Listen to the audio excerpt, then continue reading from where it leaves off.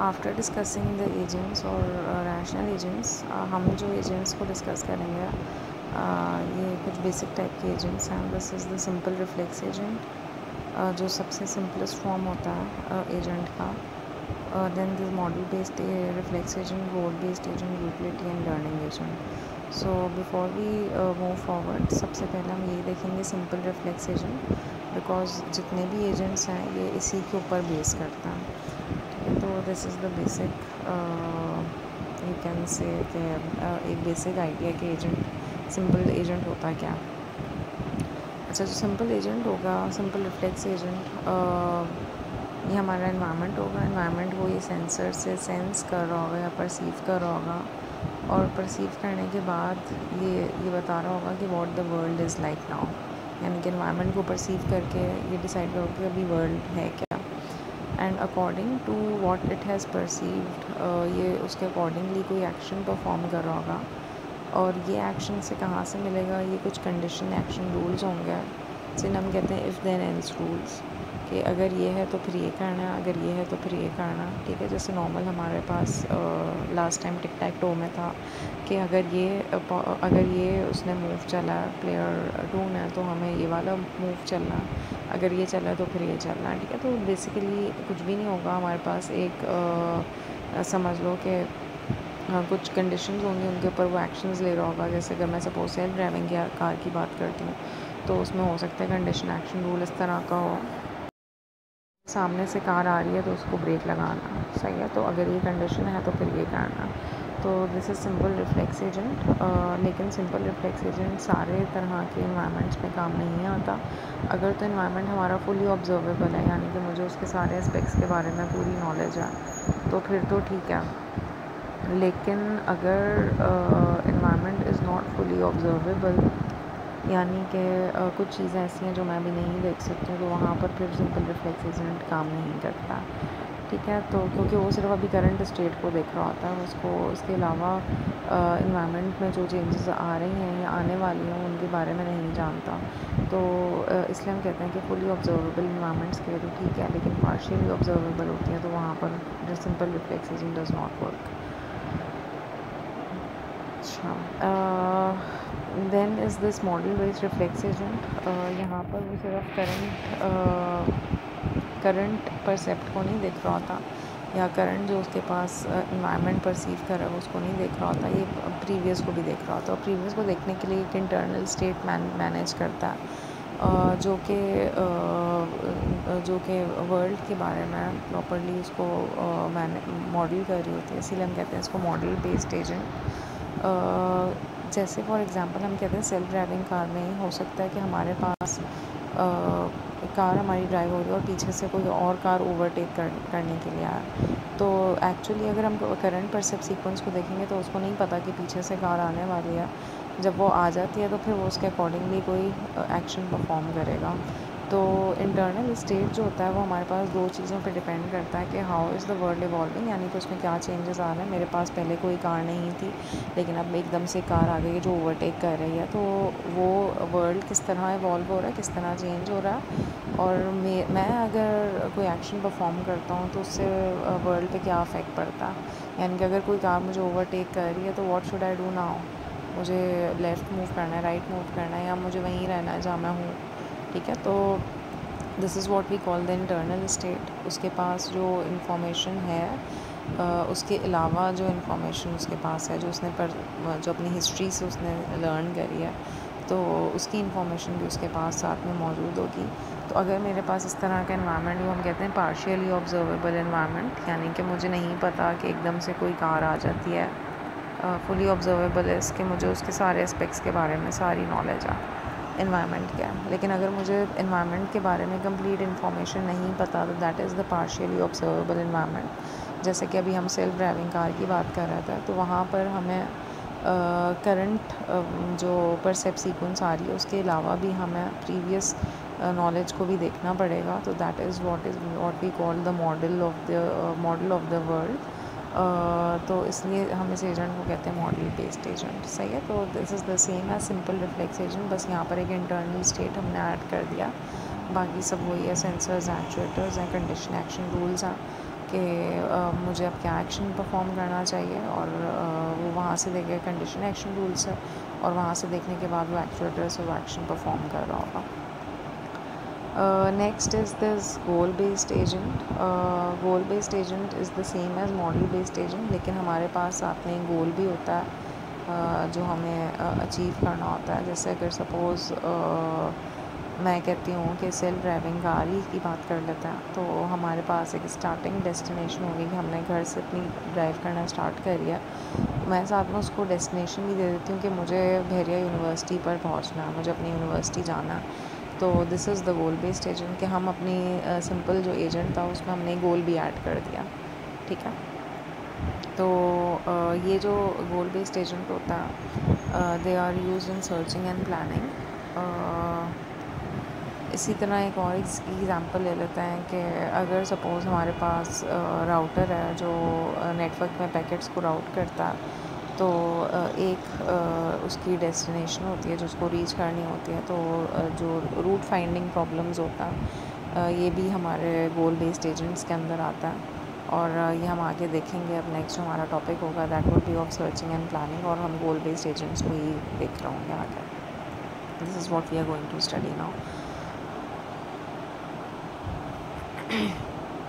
Then is this utility based agent कि अगर हमारे पास गोल पर पहुंचने के एक से ज़्यादा रास्ते हैं तो वहाँ पर भी defined measure that we call utility.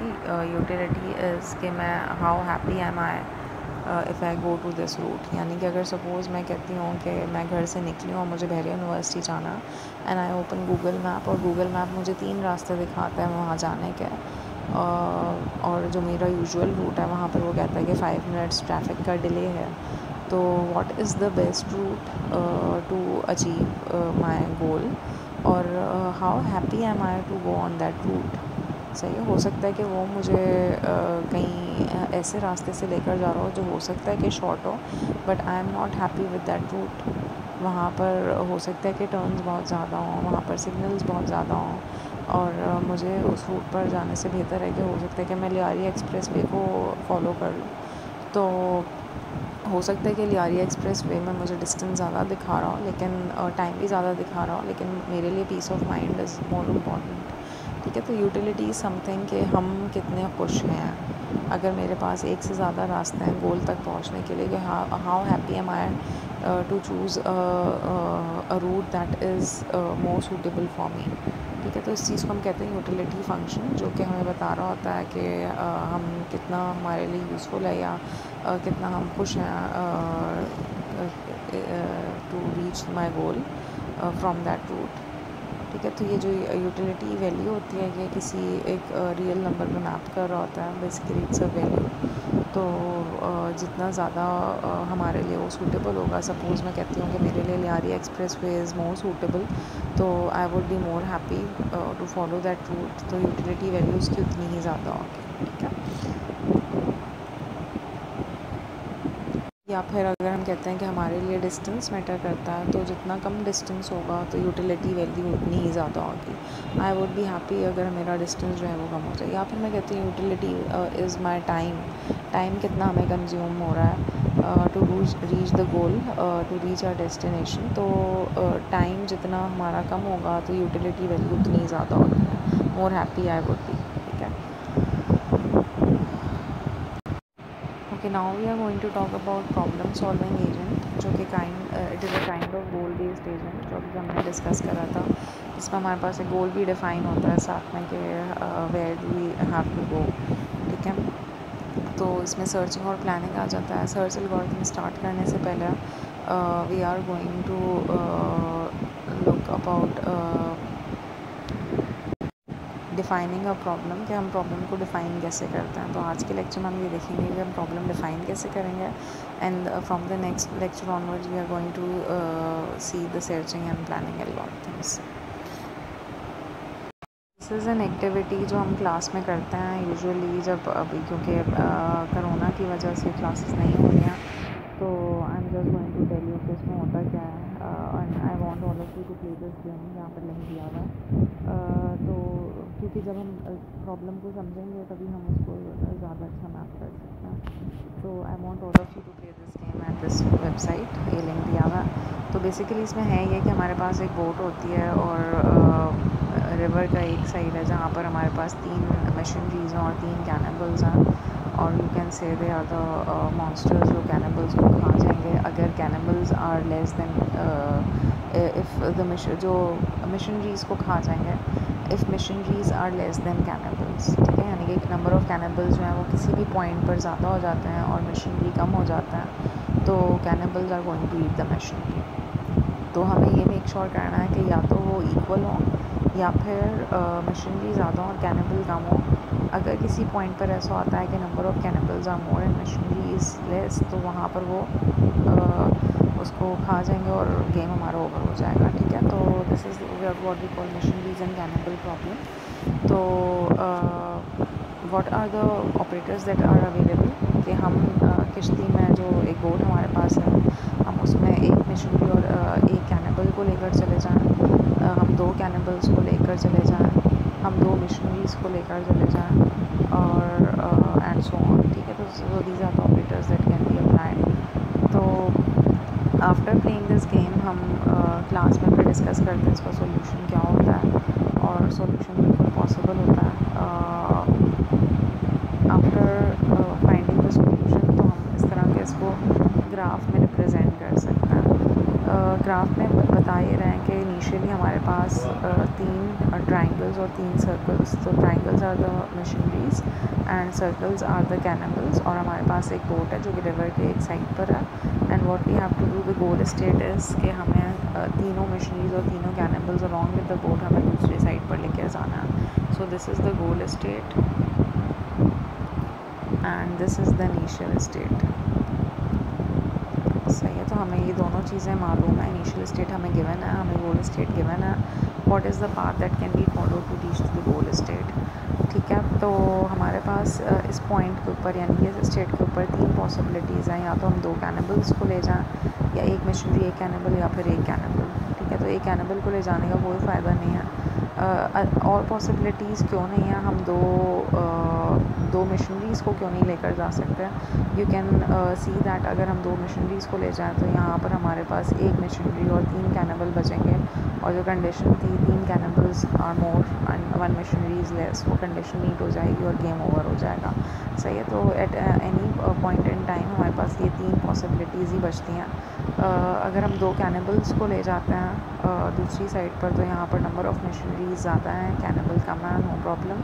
लेकिन अगर कैनिबल ज़्यादा हो जाता है और मशीनरी कम हो जाते हैं तो that would be a problem, सही है। तो हमारा जो नेक्स्ट स्टेट होगा, रिजल्टिंग स्टेट जो होगा after moving two cannibals, that would be this state. अगर हम एक मशीनरी और एक कैनिबल को ले जाते हैं तो एक मशीनरी और एक कैनिबल दूसरी साइड पर आ जाएंगे, और यहाँ पर हमारे पास बच जाएंगे 2 missionary 2 cannibal.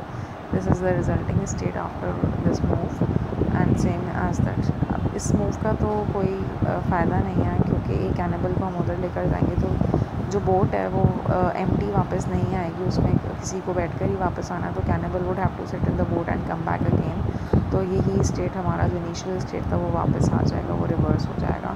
So this state is of no use. हम इन दोनों स्टेट्स की बात करते हैं। इन एनी केस हमारे पास इन दोनों स्टेट्स में या तो हम कैनिबल को वापस लेकर जाते हैं कैनिबल को, या फिर हम इस केस में एक मशीनरी को वापस लेकर जाते हैं and we reach this state, सही है। अब एक कैनिबल को यहाँ से वापस नहीं लेकर जा सकते, अगेन नंबर ऑफ़ कैनिबल ज़्यादा हो जाएंगे तो गेम वुड बी ओवर। तो हमारे पास बस यही 2 चॉइसेस बचती हैं, 1 missionary and 1 cannibal. In any case we reach this state that is a common state for both these moves, और यहाँ से फिर एक ही रास्ता निकलता है कि हम 2 कैनिबल्स को लेकर जाएँ, then 1 cannibal, then 2 missionary, then 1 missionary 1 cannibal. And at this point हमें ये नज़र आ रहा है कि यही चीज़ यानी कि यही मूव्स जो हमें यहाँ से यहाँ तक चली थी यही रिवर्स में वापस जाएंगी, और we will reach the goal state, सही है। तो यहाँ से अगर हम नोट करें तो यही सारे मूव्स हैं, दो missionaries 1 cannibal, 2 cannibal, 1 missionary 1 cannibal and we reach the goal state, ठीक है। तो वही सारे मूव्स हैं जो दोबारा से रिवर्स डायरेक्शन परफॉर्म हो रहे हैं। इस चीज़ को हम कह सकते हैं कि ये हमारी स्टेट स्पेस है। These are all the possible moves that can be applied. इसके अलावा और कोई मूव्स नहीं है जो हम अप्लाई कर सकते हैं। तो हमें गोल स्टेट पर जाने के लिए हो सकता है कि हम ये वाला रूट अप्लाई करें, सही है, moving from this and this, या फिर हम हो सकता है कि हम ये वाला रूट अप्लाई करें from this and then again this and then this and then this, सही है। तो in any case goal state can be reached. यहाँ पर हमारे पास कोई चॉइस नहीं है किसी भी मूव की, लेकिन इस जगह पर हम देख सकते हैं कि हमारे पास दो चॉइसेस हैं, ठीक है। तो हमारे जो गोल बेस्ड प्रॉब्लम सॉल्विंग हम करते हैं, तो उसमें जो फर्स्ट टास्क होता है वो होता है कि स्टेट स्पेस हमें बिल्डअप करना है and then we try to solve the problem. अच्छा, ये जो मिशनरी कैनिबल प्रॉब्लम है, इसको रिप्रेजेंट करने का ये तरीका भी हो सकता है कि हमारे पास इनिशियली 3 कैनिबल्स, 3 मिशनरी और 1 बोट है, और जो गोल स्टेट होगा उसमें हमारे पास 0 मिशनरी, 0 कैनिबल एंड 0 बोट होगी। तो स्टार्टिंग फ्रॉम दिस स्टेट हम इस स्टेट को के ऊपर कैसे जाते हैं, दिस इज़ द पाथ, ठीक है, this is one of the possible paths, ठीक है। आगे चलते हैं। सो स्टेट स्पेस क्या होती है? Set of all states reachable from the initial state by any sequence of actions, this is the state space. So before solving any problem you should be able to build a state space, और ये हम करेंगे भी assignments में इंशाल्लाह कि अगर हमें कोई भी प्रॉब्लम दे दी जाती है तो you should know how to build the state space of that problem starting from the initial state. तो स्टेट स्पेस बिल्ड करने के लिए हमारे पास कुछ ग्राफ के कॉन्सेप्ट्स हैं। Just to recap that those concepts, हमारे पास ग्राफ जो होता है वो उसमें कुछ नोड्स होती हैं और कुछ एजेस होती हैं। These are called the nodes, and जो कनेक्ट करते हैं दो नोड्स को, these are called the edges. Graph जो होता है वो डायरेक्टेड भी होता है और अनडायरेक्टेड भी होता है और वेटेड भी होता है। आई होप कि सबको इन सब चीज़ों का डिफरेंस पता होगा।